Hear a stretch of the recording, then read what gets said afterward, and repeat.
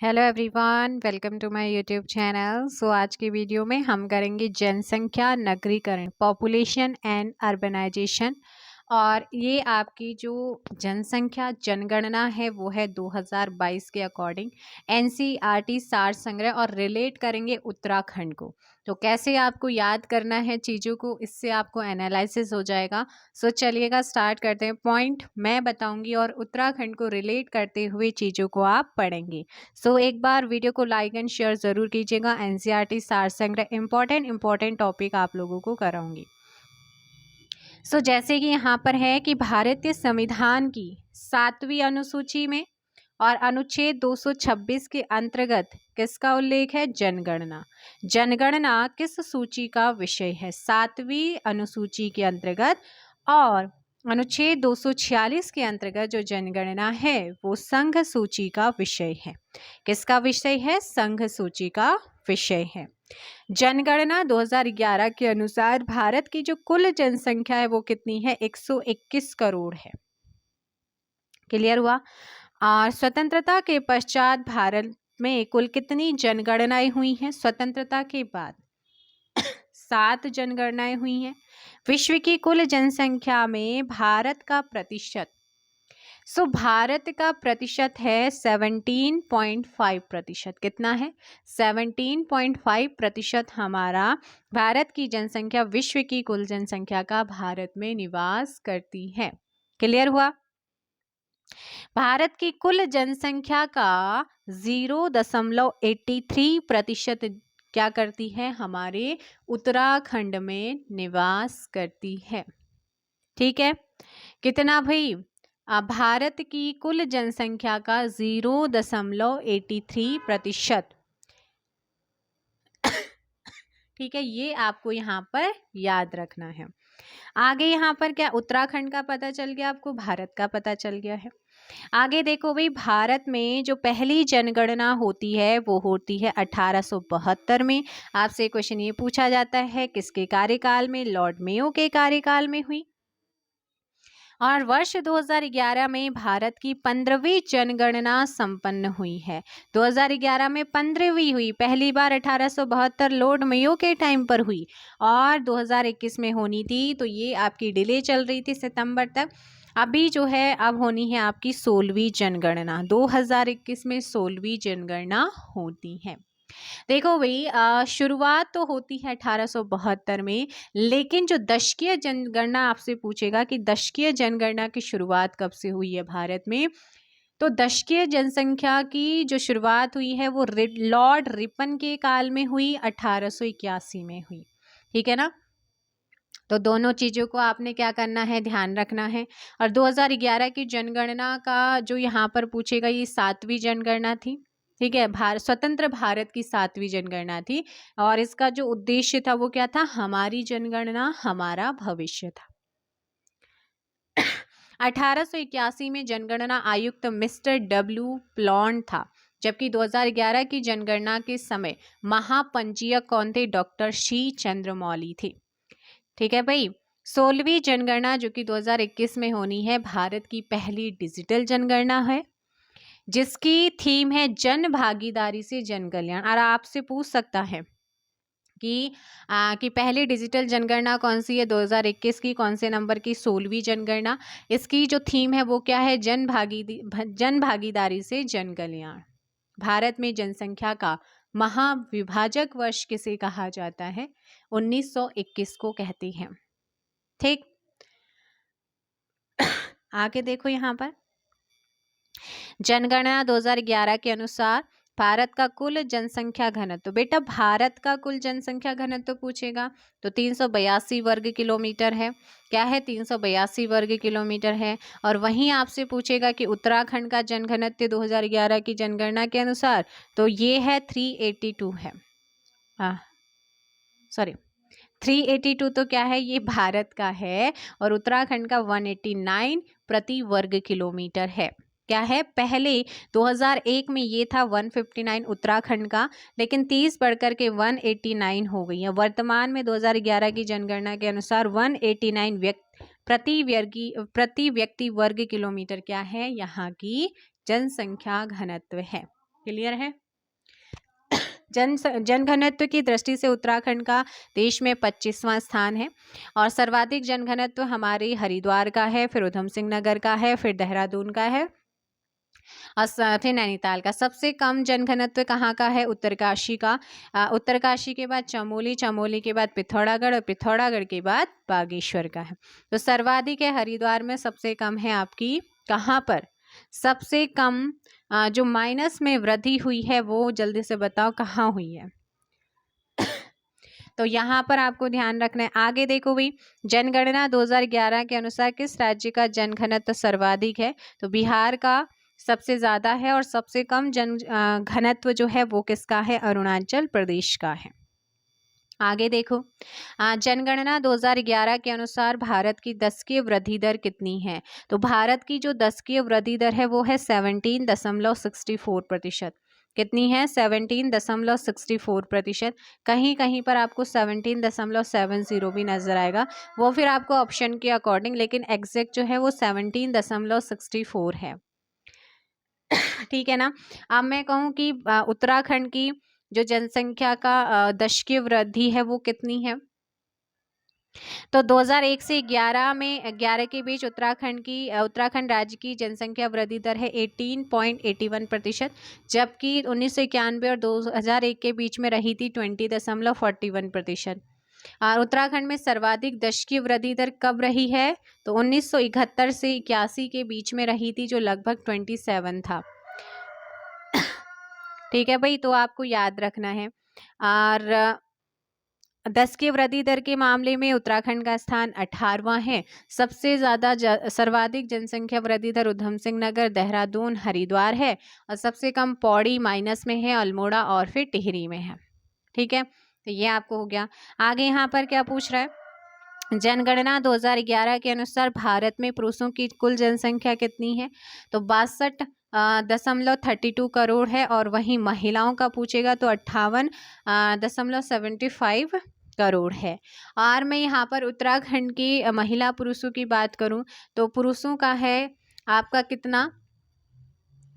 51,37,773, 50.93%। और महिला जनसंख्या है 49,48,519 यानी कि 49.0% है।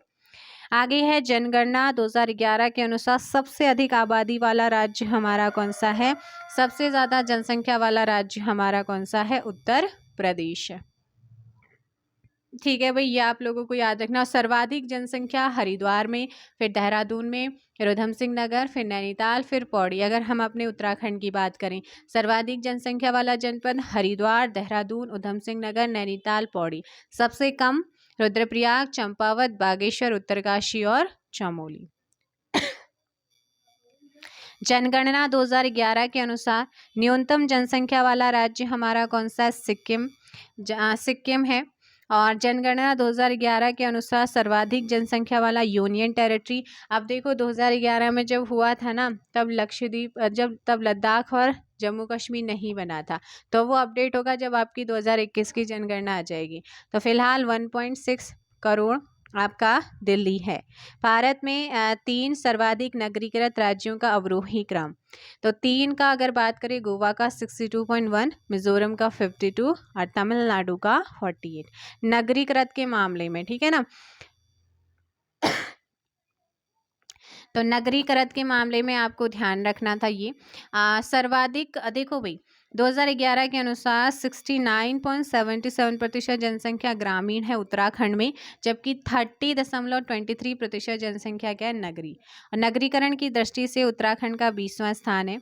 सर्वाधिक नगर जनसंख्या किसकी है? देहरादून की, फिर हरिद्वार, फिर उधम सिंह नगर। सबसे कम नगरीय जनसंख्या बागेश्वर, रुद्रप्रयाग, उत्तरकाशी। सर्वाधिक ग्रामीण जनसंख्या कहाँ की है? हरिद्वार, उधम सिंह नगर। और सबसे कम जनसंख्या कहाँ है? चंपावत में है। आप देखो नेक्स्ट आपसे क्वेश्चन क्या पूछ सकता है? प्रतिशत की दृष्टि से सर्वाधिक नगरीय जनसंख्या वाले जनपद देहरादून, नैनीताल और हरिद्वार। और प्रतिशत के अकॉर्डिंग सबसे कम बागेश्वर, रुद्रप्रयाग। तो ये आपको ध्यान रखना था। आगे देखो भाई, भारत के किस राज्य में नगरीय जनसंख्या घनत्व सर्वाधिक है? तो नगरीय जनसंख्या घनत्व की बात हो रही है, सबसे ज़्यादा तमिलनाडु में है। एक क्वेश्चन और पूछा जाता है अक्सर कि उत्तराखंड में जो टोटल साक्षरता दर है, लिटरेसी रेट है, वो 78.82% है, जिसमें से पुरुष 87.40% क्या है, यहाँ पर पढ़े लिखे हैं, और महिला 70.0% है। और एवरेजन साक्षरता की दृष्टि से उत्तराखंड का देश में 17वां स्थान है, जबकि पुरुषों का 13वां और महिलाओं का 20वां स्थान है। ठीक है, आगे देखो भाई, भारत में पुरुष साक्षरता दर कितनी है? भारत में है 82.14%। ये NCERT का आपका सार संग्रह उसके अकॉर्डिंग बता रहे हैं, और सबसे बेस्ट बुक है। और उत्तराखंड का पुरुष कितना है साक्षर? 87.40। जनगणना 2011 के अनुसार के जनगणना आयुक्त कौन है? C चंद्रमौली। आप मुझे ये बताएंगे कि 2021 में जो जनगणना चालू हुई है उसमें कौन है महापंजीयक? छत्तीसगढ़ के किस जिले में आदिवासी जनसंख्या का प्रतिशत सबसे अधिक है? दंतेवाड़ा। वर्ष 1911 से 21 के दशक में जन्म वृद्धि दर क्या रही? नकारात्मक -0.32 रही। इसलिए यह वर्ष क्या है? वृहत विभाजक वर्ष है, डिवाइडेड ईयर है। तो यहाँ पर वृहत विभाजक वर्ष पूछेगा तो 1911 और 21 आपको ध्यान रखना है। ठीक है भाई, ये आपको ध्यान रखना है भाई। नेक्स्ट आपका जनगणना 2011 के अनुसार सबसे कम जनसंख्या वाला केंद्र शासित प्रदेश लक्षद्वीप है। भारत की कुल साक्षरता दर कितनी है? 73.04, जबकि उत्तराखंड की है 78.82%। भारत में महिला साक्षरता 65.46 है, तो वहीं उत्तराखंड में 70.0% है। सबसे अधिक साक्षर राज्य हमारा केरल है 94%। सर्वाधिक पुरुष साक्षरता भी केरल में है 96.11%। और अगर मैं बात करूं उत्तराखंड के परिप्रेक्ष्य में, तो सर्वाधिक पुरुष साक्षर रुद्रप्रयाग में है, फिर चमोली, फिर अल्मोड़ा। सबसे कम पुरुष साक्षर हरिद्वार, उधम सिंह नगर। सर्वाधिक महिला साक्षरता दर देहरादून में है, फिर नैनीताल। और सबसे कम महिला साक्षर है उत्तरकाशी और टिहरी में।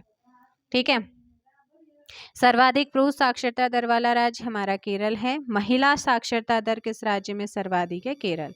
न्यूनतम साक्षरता दर वाला राज्य हमारा बिहार है, और एग्जाम में आता भी है। वर्ष 2011 की जनगणना के अनुसार भारत की मेघालय में स्त्री पुरुष शिक्षा में सबसे कम क्या रहा है? अंतर देखने को मिला है। आपसे पूछ लेगा कि भारत के किस राज्य में स्त्री पुरुष शिक्षा में सबसे कम अंतर देखने को मिला है? मेघालय। न्यूनतम पुरुष साक्षरता दर वाला बिहार, न्यूनतम महिला बिहार। भारत में सर्वाधिक साक्षरता वाला यूनियन टेरिटरी लक्षद्वीप। भारत में कुल लिंगानुपात सेक्स रेशियो कितना है? तो लिंगानुपात की अगर बात करें तो यहाँ पर 1000 पुरुषों में 943 महिलाएं हैं। और उत्तराखंड में बेटा, उत्तराखंड में जो है ना 963 है। कितनी है? 963 यहाँ पर लिंगानुपात है। अच्छा, ये पूछ लेगा कि 2011 की जनगणना के अनुसार कितने जनपदों का लिंगानुपात 1000 से अधिक था, जबकि कितने जिलों का लिंगानुपात राष्ट्रीय लिंगानुपात से कम था? तो 7 का तो ऊपर था 1000 से, और 4 का राष्ट्रीय लिंगानुपात से कम था। ठीक है, तो ये आप लोग ध्यान रखना भाई।